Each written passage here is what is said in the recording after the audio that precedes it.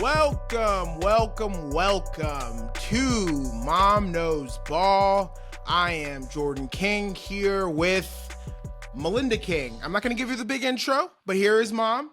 Mom, the namesake, Mom Knows Ball. How are we doing, Mom? We are doing great, Jordan. It is episode 10. And I know Number 10. I'm acting like I was trying to think, what's 10 in Spanish? the fact that you took Spanish for like 4 years. I didn't take Spanish, so I don't feel guilty. But anyway, we're excited. Episode 10, double digits, folks. 10. I think that, we've gotten feedback saying that our conversation resonates with other people. And we know it's early, but, we feel like we're onto something here. So 10 going on 100, We're going to look up. We're going to be on episode 100. We're going to have a big party in New York. Everyone's invited. It's all on Mom, so appreciate you ahead of time. Yeah. So our rundown for today, we're going to do our mindless yapping. We got lots of interesting football to talk about. Then that we do. Yeah, we do. Which was, as a football fan, unbelievable. I will say that. We'll put the censor in there. It's early on. I feel like we both she's already upset, folks. Anyway, it was a great weekend of football. Outside of our teams playing, a great weekend of football. How are we feeling? Yeah. How are we feeling about, we'll just, it's the elephant in the room. How are we feeling about Alabama just dodging a bullet against South Carolina yesterday? Here's the thing. I'm going to always take an ugly win over a loss, 100% of the time. But it was, and again, those are my boys. And obviously, I know people still who are in the athletic department at Alabama. We just had Rock and his mom on the show. We love a shameless name drop. Yeah. Anyway, but I don't know. We started out like, okay, yep, this is Alabama, 14-0. And then just a number of things that just, how does this happen? And then we were in, a fight to the very end, down to the last play again, I don't know. And I'm not gonna, look, so I'll probably never get to be on Paul. We'll probably never get to be on Paul Feinbaum. Never say never. Never say never. Every time Bama has a bad game, he declares, it's over. The dynasty is dead. And I'm never going to do it because you're going to have peaks and valleys. Last year we were an overtime away from being in the national championship game after everybody had ridden us off after we lost to Texas. That was still the Saban era, though. Yeah. Saban had a way of getting us to feel like it was us against the world, even when it wasn't. And so I think the big difference is DeBoer, he earned his stripes, but now they're slowly fading away after this Georgia win. And I didn't mean to cut you off, but I will say I think that there's the emotional high of that game against Georgia. And then afterwards, we see this once in a century loss to Vanderbilt.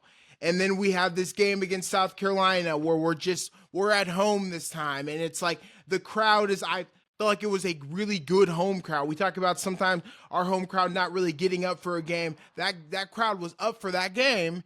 And it felt like South Carolina lost the game more than we won the game. And that's tough.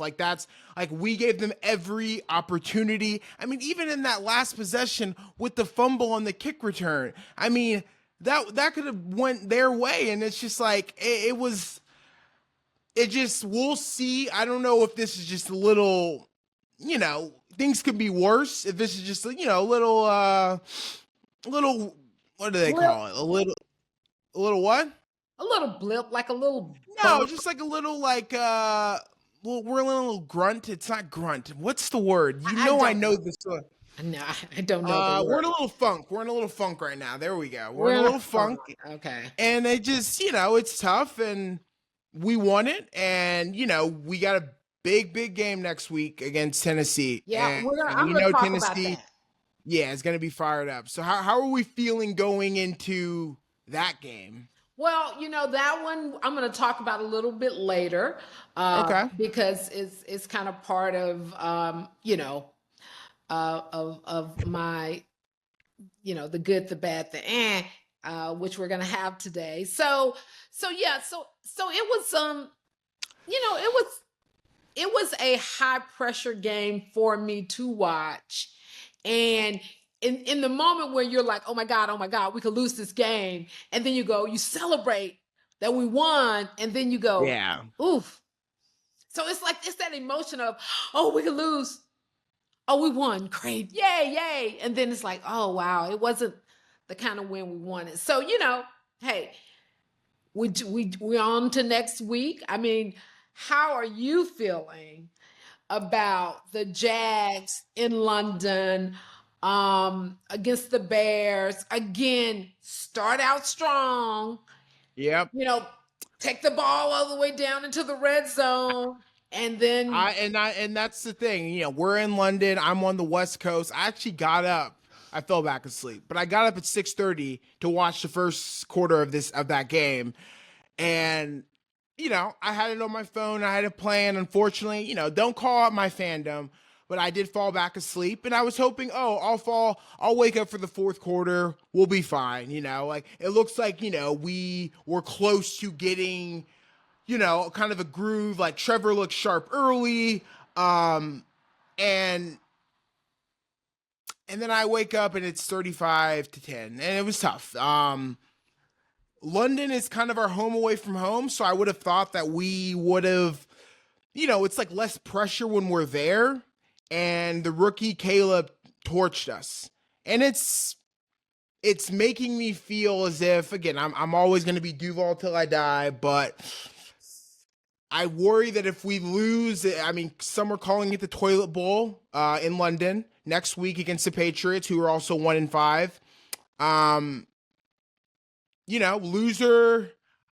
If we lose that game, I don't know if Doug Peterson has a seat on our plane on the way home. Yeah. And so that is, it's getting to that point. There's, I'll get into it with the good, the bad, and the but there's some locker room talk, and it's grim. I don't want to, and we've opened this episode up with a lot of really not great talk, but let's also just celebrate the fact that this weekend's games were incredible. Incredible. And like, you know football what? Yesterday, just unbelievable. Just incredible. And a few of them I'm going to talk about in my good, because it's like, are you kidding me? I got this going. This is going to overtime. I got this one. It's down to but then today, what I loved today was I was happy that the Eagles won. And then I loved watching the Commanders and the Ravens. And I know Lamar, both Lamar and Jaden, they don't like the comparisons, and I get it. But here's what I like. Jaden definitely doesn't. So here's what I like to compare. All they right. both have mamas that are unapologetic about being all up in their son's business, and I am here for it, and their sons embrace it. Lamar's mama is his manager, and was so he's his own heavily agent, involved in him getting that contract, and everybody was kind of giving him a hard time, why is his mom so involved? It's like, because she should be, and she was, and there we have it. And then and I always knew that Jaden's mom was about that business. I would see her on the sidelines, and I'm like, and then I just found out, and I just found this out, that she just passed a certification for the NFL Players Association to be an agent. All right. So all right, I see you. I see you. What's her name? Is it Carol? Is it Denise? No. Her name? Lamar's mom name is Felicia Jones, and Jaden Daniels' mom is Regina Jackson. And sorry, Miss Jackson. Ooh, I am for real. Okay, all right. Okay. So I had to. So You know, I talk about my dream guests. If I could have those two mamas on the show, I wouldn't even care about them bringing in their sons because that is what it's all about. We would tell Lamar and Jaden respectfully, you need to sit your butts on the bench. It's about the moms. So Because they're yeah, I mean, I think it's and I do love that, and it is good to see. You know, there's the overbearing mom who like we see and they tweet out. We don't sometimes I don't know if that's the best thing, but I like it when I see the proactive mom, the mom that is involved and also educates herself on the business itself and isn't just, you know, obviously they're going to defend their sons, but also the fact that, you know, she's gonna like get her certification. I mean, I do love that. I've always encouraged you, obviously when I was in the midst of my playing career, for you to be my agent, and I don't know why that's funny. Like again, I was the knee away. Like I said, like I maybe genetically wasn't gonna. I didn't win the lottery. Thanks mom and dad, but like I had heart, and I could have been in the league maybe. Like with some right training. Yeah. So basically, if you're mad at me for not being an agent, because if I had been an agent, I'm just saying like. You could have like maybe that would have been the thing that would have pushed me. I don't know. Over the top. Yeah, I like if I was that middle school year of football. And that could have shaped me. I'm just saying it's all right. Like I have forgiven. But we love proactive mothers. Yeah. So I love that. So even that game, I love watching that game. And you know, obviously, the Ravens came out on top, but I was just like, our boy King Henry, some bumbling. I mean, and I love the fact that he's just looked like, I mean, again, we're gonna get into it a little bit later, but he has looked revitalized in that, you know, Raven black and purple, and I love. And he's, you know, I don't know, he's exceeded expectations already on how he's looked. And, you know, we just love to see it. I mean, that's our guys. So. Nope. So, okay. So we got our little top 10 game. Do you want me? Now, do you want to explain it, Mom? Do you want to explain the top 10 game? Okay, so let's keep it moving. I know how your Yap meter is already at an all-time high. I might have to throw that timer back on if we don't keep it moving. So let's go. What's the top 10 game? Okay, the top 10 game is we're playing the Super Bowl of the Super Bowl, and so Jordan and I, we get to choose like the offense, and so staying with the 10 theme, I get to choose 10 quarterbacks for this game because you need different types of players for different types of situation. And then Jordan gets to choose like 10, you know, receivers, tight ends, playmakers. It's open to any running backs, tight ends, receivers. All right, Mom. Right. Who is? And it's modern day time, so we're only going to go back. Yeah, we're doing in the last 10 years the top 10 for our 10th episode. 10 on 10 on 10. Okay, so should I go through my whole list first? Just go through it? Let's go back and forth, all right? Okay. So they're not in any particular order for me because... Yeah, mine aren't either. Because you need different people. Okay, I know. All right, here I go. Yeah, just go. Here we go. Russell Wilson. All right, Mr. Dangerous himself. Mm-hmm. I see you. Okay. My first, and mine is kind of in order. I'm going to go with my boy Julio. Just roll damn tide. He's been, you know, for the last decade, I would say he's been the best wide receiver. I don't think he's in the league right now, or he might be retiring, but he just dominated those mid 2010s. And so, yeah, that's my guy. And then, you know, Patrick Mahomes, he knows how to win. And I'll match your Patrick with, Taylor Swift's favorite boyfriend, Travis Kelce. You can't deny what he's done. Game recognized game, you know. So that's my guy, T Kels. And hey, here we go. Tom Brady. Again. All righty, and I like this with Tom Brady, his underrated target towards the end of his career in Tampa, his guy Mike Evans will be my Yeah, so I think Mike Evans has underrated, and he's still putting up huge numbers. He's kind of matched Julio, if not surpassed him. And he's a guy who's like going to make the Hall of Fame. And, you know, people don't really talk about him as one of the greats, but what he's been able to do over this decade is unbelievable. All right, who's your next? Who's your fourth? And for our listeners, we have not. Oops, my battery's about to go dead. But my next one is, and I'm going to play. Hey, it's a podcast. Lamar Jackson, dual threat quarterback. Come on. I mean, how can you go wrong with that? I like Lamar. I'm going to go, you know, I have a list and I'm going off of your energy. Lamar, his running back right now, Derrick Henry. What King Henry did for running backs and shown longevity. Obviously, his reign in Tennessee. I mean, games, they call it Tractor Cito season. And it's just games where you just give this man the ball 30 times and he just runs over people. I mean, he's had the stiff arms of the year, the one against Josh Norman. I think he's as surefire as the greatest running back in the past decade. And that's a position where you only have 3 or 4 years of a shelf life. So, yeah, easy Derrick Henry. And so hey, sorry for people who are watching. I had to move around a little bit. So people really missed you, Mom. It was tough. It was like we didn't know what to do. It was crazy. But you know what? I'm sorry. Hopefully you'll forgive me. I love that with Derrick Henry. He gets better with time. He did that in college too. It was like as the games went on. And he didn't even start dominating until his third year in the league. Like the first 2 years, he was like a backup behind DeMarco Murray, and then he kind of split time. So, I mean, what he's been able to do, and again, he's aging like fine wine, aging like that red wine, that purple. And you see what I did there? Yeah, purple with Baltimore. Yeah, a little Chianti. Okay, you know, no, a little.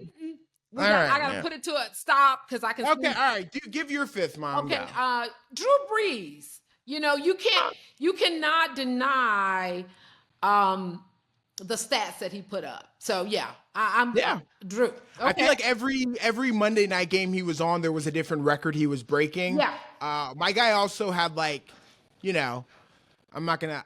He had great arms. My guy was like ripped for a quarterback. I always remember him like being like, oh, like I need Drew Brees' workout plan because the guy was like, just even in age, you know, late 30s, the guy was ripped. My next is a guy from that same era, Larry Fitzgerald. You know, quietly kind of went away. He never really retired, but it was this weird thing where he was on the same team the whole time, which I always love. I don't really know. Maybe there was something that happened there, but I think it's hard to deny, you know, his dominance.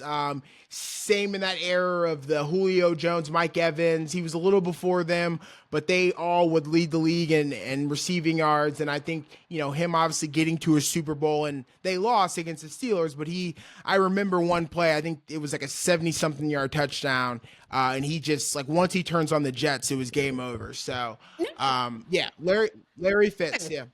Okay. All right, let's hear number 6. I'm going with Peyton Manning. You know, you just cannot deny what he was capable of doing in a short amount of time. You know, like you know, I remember that game where the Colts, like the comeback, I don't know, it was something crazy, like 21 points in 3 minutes or something, that game. And I remember watching that game going, like, you can't be mad about that. So no. So yeah, I got Peyton. I'm gonna go with Marshawn Lynch. I think I think beast mode. Some of the runs he's had, him on and off the field, great personality. Him eating the Skittles on the sideline. The former fat kid in me was like, I love to see it. I too would eat Skittles on the sideline. You would. For different reasons and different results, obviously. I would say he called him his power pellets. I think they were just my, like, I want a snack pellet. And that's not necessarily getting the power out of it. So yes, Marshawn Lynch beast mode has to be mentioned in this top 10 of the top 10. Okay. My boy Jalen Hurts. He is a leader. Okay. He is a leader. Right. He is a little bit of fandom there, a little bit of like that was a little bias of a pick, but you know, I guess he has gotten to a Super Bowl. We're waiting to see. Yeah. Okay, and he's constantly being like people want to scrutinize his play. It's like the man made it to a Super Bowl in what his So second did year. Rex Grossman. So Yeah. did Rex Grossman. So Okay, you know what? I I'm have not debated. I any- love Jalen Hurts. I do. Okay. I'm just saying. All right. We just don't want to come off as too biased. And You know, I'm that's what we not, do. Jordan, because as you very well know, this is As not we a know. list of the top 10 quarterbacks that I like. And I we're not know. gonna I get know. into It's that. just who you want. Okay. All right. Yeah. My next person, another person I feel like player running back who I think is forgotten is Adrian Peterson. I feel like he's just, maybe it was the off-field controversy. Yeah. I just feel like he's someone, maybe that was it. I was just like, I remember I mentioned him once in like a staff meeting at ESPN, and everyone was like, who cares about Adrian Peterson breaking some record? And I was like, Adrian Peterson's been the best running back in the past decade. Like, before Derrick Henry, it was Adrian Peterson who was like, he was that you would build a team around him. I think he's kind of quietly forgotten. And then he had like a little bit of a renaissance when he was back, when he was in Washington. Again, off the field stuff, we're not going to get into it. Yeah. But I would just say Adrian Peterson got to show him some love. All right, who's your next one? My next one, Cam Newton. Cam Newton went to Auburn, my arch enemy. But once he got into the NFL, I was a super fan of him and what he was able to accomplish, and how he used his frame to make things happen. Big boy, big old boy, yeah. Superman, Cam. Superman, baby. Cam, I got Cam. All right. I am going with Odell Beckham Jr. Honestly, stats outside of it, because I do think he's a little overrated from a historical standpoint. Vibes, like just the coolest guy you could have on your team. I mean, I wanted, partially the reason why I dyed my hair during the pandemic was to emulate. Yeah, we all remember it. Some of us more fondly than others. Anyway, was because of Odell, that Odell has taken stardom outside of just what he's done on the field, and just him as a personality, him as just someone who's just in the center frame of like pop culture. And I just think he's, outside of some tantrums on the sideline, he's kept his nose relatively clean. So yeah, I'm gonna go Odell just based off of like energy, and he's a Super Bowl winner. He's shown up in the big games. If he didn't get hurt in the Super Bowl, who knows? He could have won Super Bowl MVP. So yeah, Odell for sure. We got two more left. Yeah, what do you got, Mom? I got CJ Stroud. CJ Stroud, I cannot deny what he did as a rookie. And, I never liked the comparison between him and Bryce. But what he did is what he did. And he is only going to get better. And so in my Super Bowl game, I need to have CJ Stroud. And I like, the youth. In certain situations, you need someone, who has a little bit more energy. And so I'm going with CJ. I guess did a whole bunch of old heads. I'm going with, from one current Texan great to a former Texan great, I'm going with DeAndre Hopkins, D-Hop.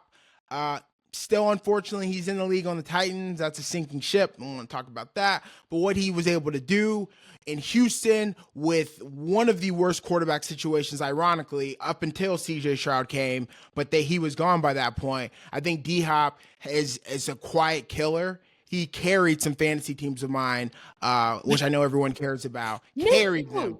Carried them. I think I'd be remiss if I didn't include him on the list. No, I will say the same thing. And then my last one is Joe Burrow.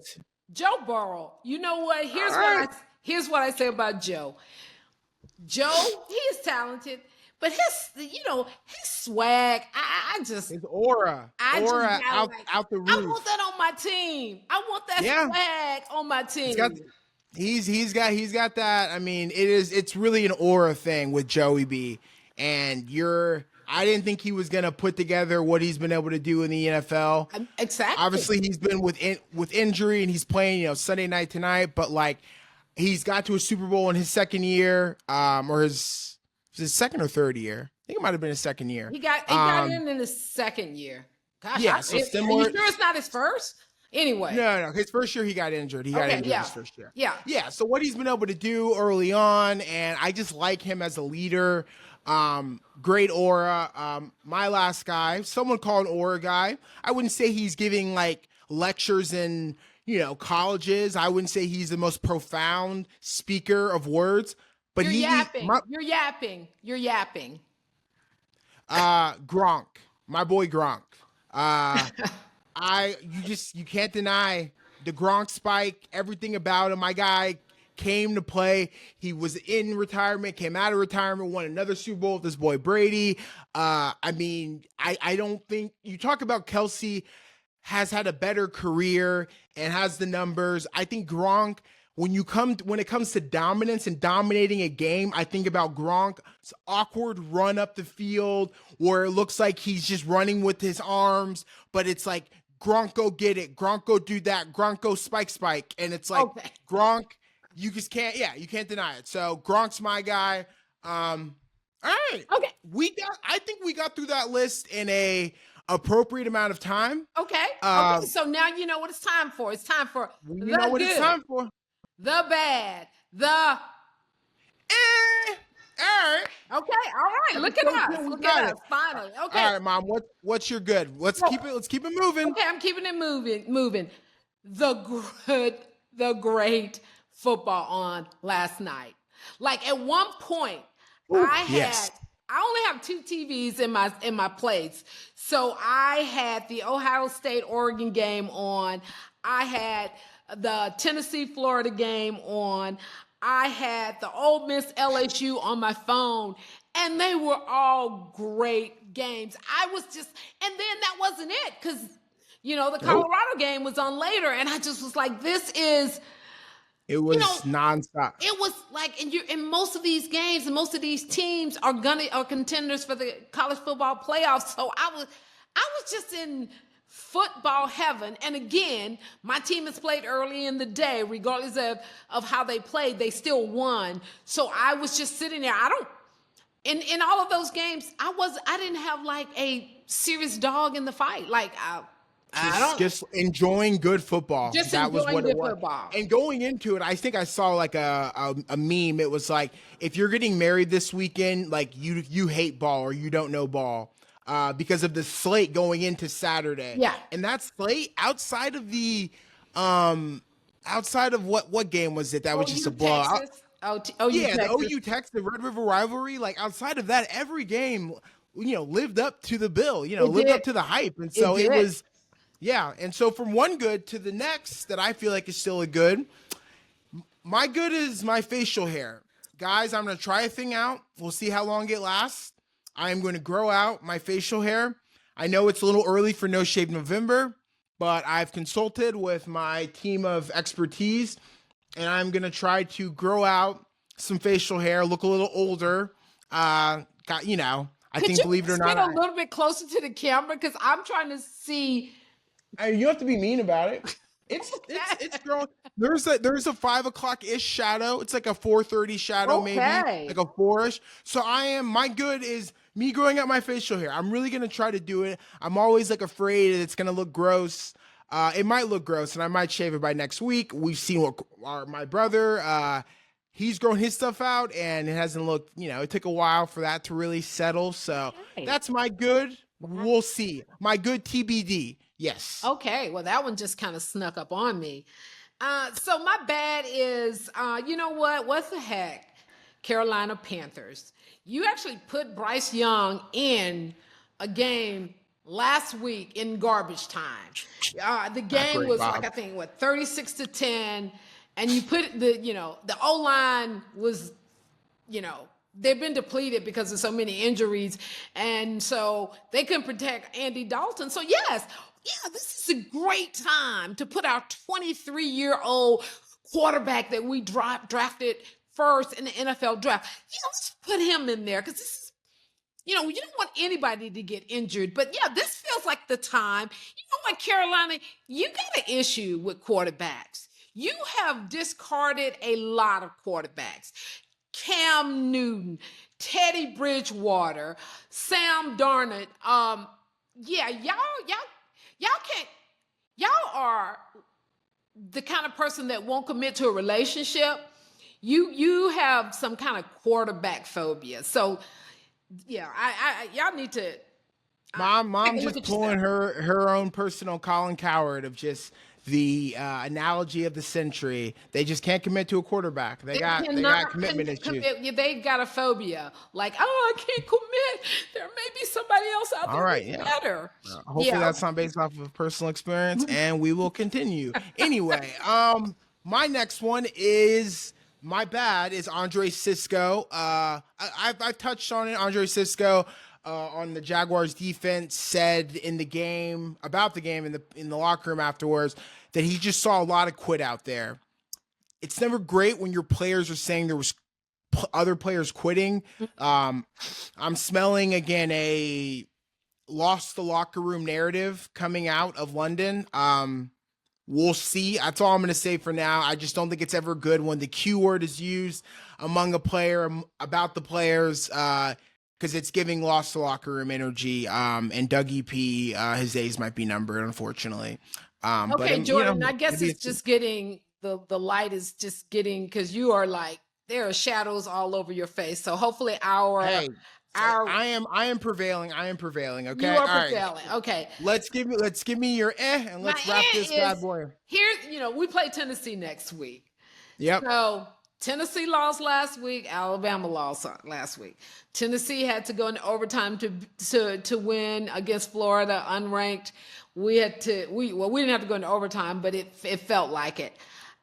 My ass, I don't know. I don't know how I feel. Like it's kind of like when we were playing Georgia after they had struggled to win against Kentucky. Will Tennessee come in there like, you know, okay, we're a brand new team. We just dodged a bullet. Will Alabama come in there? So my ass, I don't know. I don't know how I feel about us playing Tennessee after the two teams have both been just, sputtering. It's been a tough couple weeks. Yeah. And yeah, I think we can just hope that we get up for that game. There's no like sleeping on Tennessee. They have beaten us in the past couple years. Let's just hope that DeBoer, he got the boys up, DeBoer. So DeBoer, get them boys up. Okay. You like that alliteration. Look at you. And okay. something that just popped up on my top headlines is Calvin Ridley complaining about not getting the ball. I think he had no catches in today's game. Calvin Ridley, we love him. Bama. Yeah. Also played for a little team out of Duval County called the Jaguars. Yeah. He decided to leave us. I get it. Money's money. But hey, man, I would say that if you were on the Jags, I don't see you getting 0 targets, okay? I would say we're also 1-5. I get it. We're not going to be winning. But hearing him complain about getting 0 targets or 0 catches, it's like, you had it pretty good in Jacksonville. I think, you had it better than most. You would have been our number 1 or number 2 guy. True. So, I mean, the grass ain't always greener. The grass ain't always tealer. I don't know. I don't know what to say. There's nothing to brag about being a Jaguar right now. I'm just saying, at least you would have gotten at least 1 catch today, amongst it all. So interesting. So what did you do? Because your light is totally different now. Like this. I just turned on. Hey, it's called movie magic. It's this thing called the blinds, and I turn them on and I turn them down. It's great. It's revolutionary technology that we're working with here. I'm making a declaration. You know how declaration. Hey everyone, Mom is making a declaration. Let's hear this declaration. You know how you declared that you were entering the transfer portal, right? Yes. And, okay. We're admiring our facial hair because I see. You can continue, Mom. I'll do what I do. So I've decided that next season I'm going to go back to fantasy football.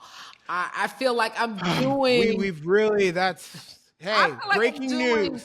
Mom is returning to fantasy football. I feel like I am doing a disservice to fantasy players all over. I'm going to probably get into I'm gonna get in 2 leagues. And again, I told you I didn't like the way I watched football because, Yep. but I just learned so many more players and so much more about the It's game. such a better way to. I enjoy it. It makes me care about games I wouldn't care about. Exactly. Exactly. Welcome back. Welcome back to the club. See you next year, I guess. Like you made this whole thing. Oh, I don't want to do fantasy football anymore. It's like the reason why you stopped doing it is the reason why everyone does it. So I mean, I guess better late than never. No regrets. But So yeah, it sounds like you had some I'm regrets. going back in. I'm gonna He's definitely back, folks. I'm gonna It's like definitely MJ coming back. He's back. She's back. I'm going he's back back. in. So here's the thing. We're done with episode 10. Again, I want to thank everybody who's been so supportive. Thank you. So many people that I went to college with have reached out, and they constantly say how much they enjoyed the conversations, and they always brag about how funny Jordan is.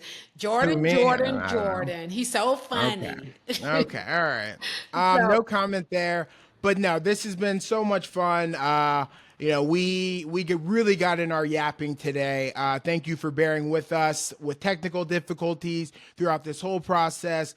We love y'all. Continue to rate, review, subscribe on all platforms. And we will continue to grow just like my facial hair over the next couple weeks and maybe the next couple months and the next couple years. See, Mom found that funny. All right. That's going to be it for Mom Knows Ball. I am Jordan King. This is Mom, and she knows ball. She knows ball, folks. Bye. Yes, she does.